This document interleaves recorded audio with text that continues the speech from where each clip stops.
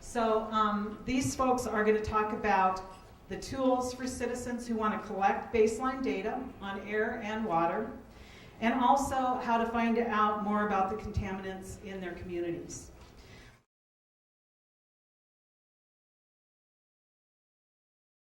I think I'm going to present to you, what I'm going to try to present to you, is an overall platform by which you can understand how chemicals that are in the shale layer, tar sands layer, tight sands layer, any sands layer or unconventional gas play, particularly, how those organic chemicals get into air and how they then cause other problems like ozone formation. So that's what I'm going to talk about today. Well, we know that the flowback water it gets into contact with the formation material, and that organic materials are going to come out of the formation material and get into the water and be brought back to the surface. Next slide, please. We know that obviously the gas is biogenic and thermogenically produced, and so are all kinds of hydrocarbons. Literally scores, if not hundreds and hundreds of different hydrocarbons are manufactured there. And the big hydrocarbon groups are kerogen and bitumen. These are massive molecular weight compounds that fracking can actually shatter. The temperatures and pressures of fracturing can actually break up into hundreds of other organic chemicals.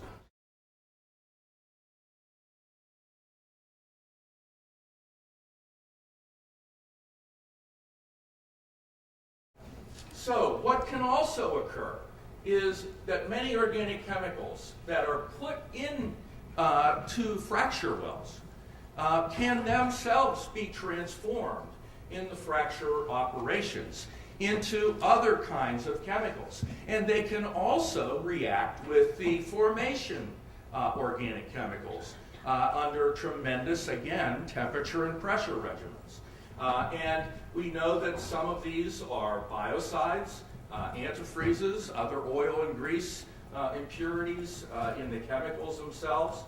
Some paraffins and aromatics have a moderate solubility in water. So, since we're coming up in Marcellus over a mile, there is the ability for all kinds of chemicals to become more solubilized in water because it's a long transport time. It's not a short transport time like in a shallow well. Volatile organic compounds, those that have gone in the air, react with oxides of nitrogen and carbon monoxide to form, in the presence of sunlight, react to form ozone. Next slide, please. And there's other things involved in the formation of ozone also, precursor chemicals. In this area, we have tons of them in the air. Why? Because we're also the center for coal burning and coal-fired energy production. We have lots of NOx in the air. Already, we have it in the air also from automobile sources, diesel trucks, etc. What we're worried about is ozone developing in the air we breathe, not about the ozone the ozone holes in the sky.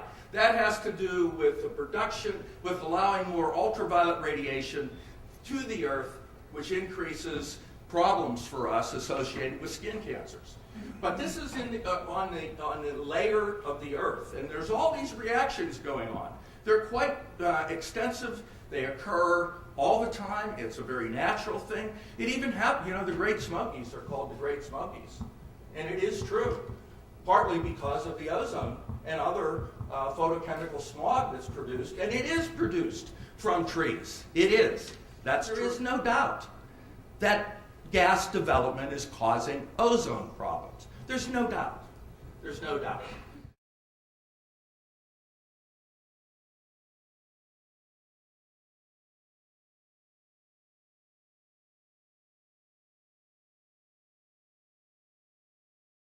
In order to evaluate your air quality, you need to identify the potential toxins. You heard a number of those toxins in his presentation. You have to identify the ones you particularly are being exposed to. You have to identify the potential sources of the toxic air emissions. In the case of Dish, Calvin immediately pointed to all those 11 compressor stations in the town. And then you have to target the toxic chemical reduction efforts based on what you find out is in your air. If it's benzene, known human cancer-causing agent, that's the one the Texas Commission on Environmental Quality has dismissed everything else and just focused on benzene. Benzene is very critical, but the hundreds of other chemicals that are in the air add to the cumulative impacts and have a real big impact.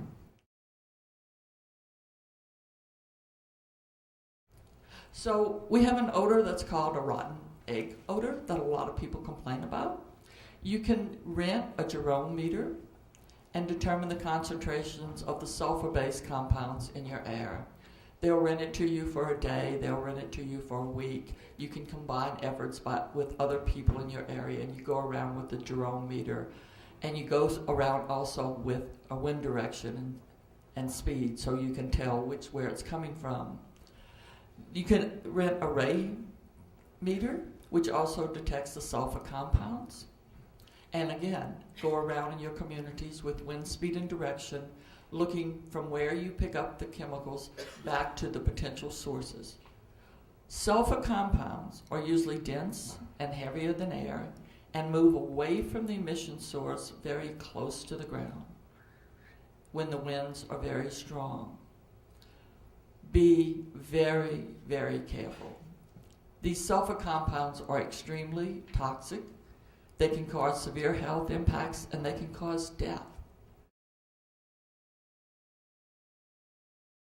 You can collect the samples using what's called a stainless steel Summa canister. It's just this little round stainless steel globe.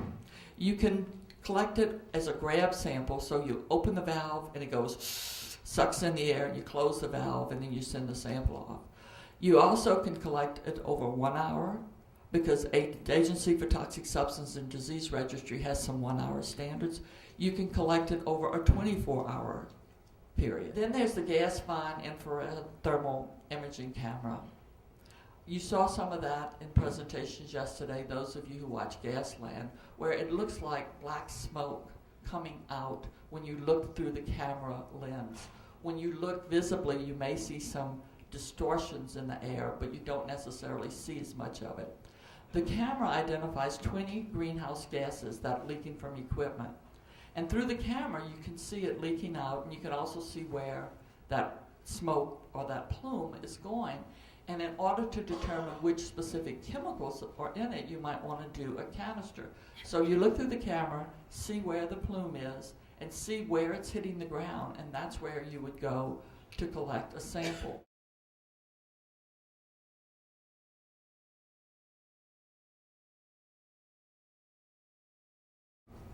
We spent 15% of our little budget to do a comprehensive air study around this natural gas compression station. We had severe odor for several years, and it was very disruptive to your normal everyday day-to-day life. And so we spent 15% of our budget on an air study. It's very difficult, I think, if you're going to go out and do an air study or do any kind of environmental testing, to find somebody that's independent, somebody that doesn't get the bulk of their work from the oil and gas industry. And so we managed to find one in the Dallas-Fort Worth Metroplex that did not do work for the industry, and that was Wolf Eagle Environmental. Permanent monitor, it's located in one location. It's better than nothing for sure. We've taken some samples in the same area and come up with some different results, and I think that's not uncommon when you're doing air sampling. And so one thing that it did do is it showed when we had spikes. And for years, they had been telling us that whenever we have one of these massive relief valves go off, and this thing shoots air or gas into the atmosphere, they said that all goes straight up. None of it lingers around. It all goes straight to the moon. We don't have nothing to worry about. So, sure enough, just about 3 days after they had this thing online, we had a release. And guess what? It hung around for a long time. And it was at borderline explosive levels.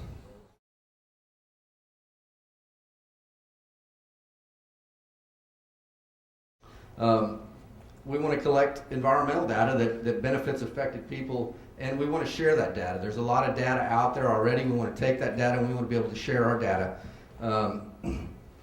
We're going to give lab results. Folks such as Wilma has offered to help interpret those results. We also have an atmospheric scientist on our board of directors. Sherelle Davis is joined our board of directors. And one thing that's important to us is that we want to use the funding that we get to do testing.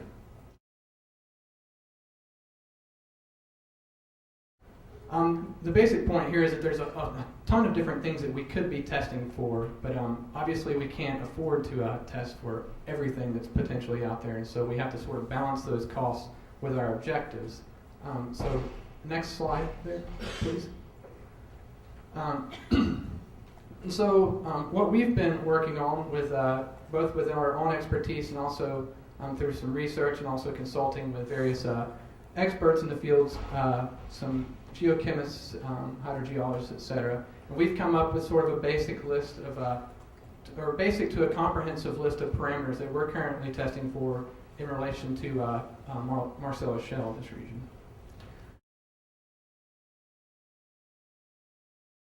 Suggesting that people test for total dissolved solids, for barium and chloride, and also methane. Now, methane is kind of obvious, that's what they're extracting. Barium and chloride are important because they're part of the Marcellus Shale and part of the brines. Total dissolved solids are also important because it's sort of an integrator of all the different salts that are in the that could potentially be in the water.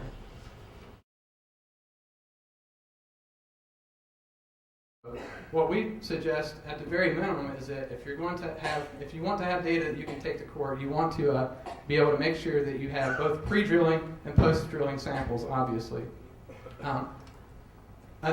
The gas companies are actually required to do testing within 1,000 feet of wells, actually they're not. They may not be collecting all the necessary parameters. So if the gas company comes out to your house and wants to collect water, you might want to find out exactly what it is they're testing for. And moreover, you might also want to still conduct some tests yourself in order to confirm their results. As far as post-drilling, there's no requirements for the gas companies to collect any water or to collect any samples. And so the burden is all on the landowner. And actually that burden of proof, the further you get away from the time at which they actually drill, the further from that time you are, when you start having problems, the more the burden is on the landowner. So you might want to take a sample as soon as possible after drilling to make sure you have that data. So when Alarm was tasked with coming up with a volunteer monitoring protocol, and yes, this was in response to the number of phone calls that we got from community groups and statewide agencies, there were three main categories that we needed to think about in developing this protocol. Feasibility for volunteers to be able to get out there and implement this protocol was number one. Number two is affordability. A lot of times volunteer-based groups operate on a shoestring budget. So we wanted to make sure that we were looking at cost-effective measures, but also, which gets to our third point, making sure that those measures are scientifically robust.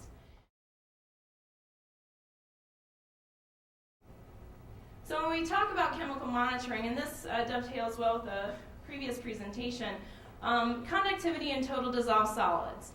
Conductivity is the measures the ability of water to pass an electrical current.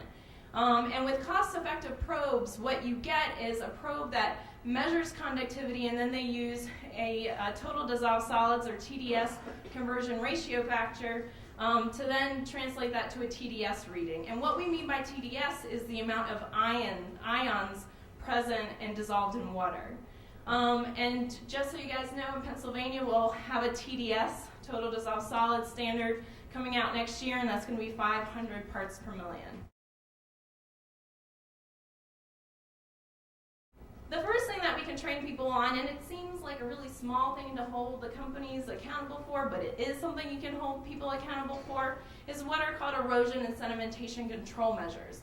The picture here on the left is an erosion and sedimentation control measure that is not stabilized and is not effective. You can call up your county conservation district here in Pennsylvania and get enforcement on that. The picture on the right is a great stabilized erosion and sedimentation control measure. Sure, it seems like something small, but we gotta hammer them whenever we catch anything wrong. Next slide. The next thing, and these pictures are complements of the Delaware River Keeper Network, is actually capturing spills and discharges. These pictures are from a drilling fluid spill at a Cabot site in Dimmock, Pennsylvania. These are things that are going to be really easy for a volunteer to catch. As they're going out there and seeing their stream on a weekly basis, they're going to know what it looks like. And this is abnormal, really easy to call up the agencies. Every volunteer that uses our protocol, we train them. It's a long training, and we make sure we cover everything. The next thing that we cover at that is care and calibration of their equipment.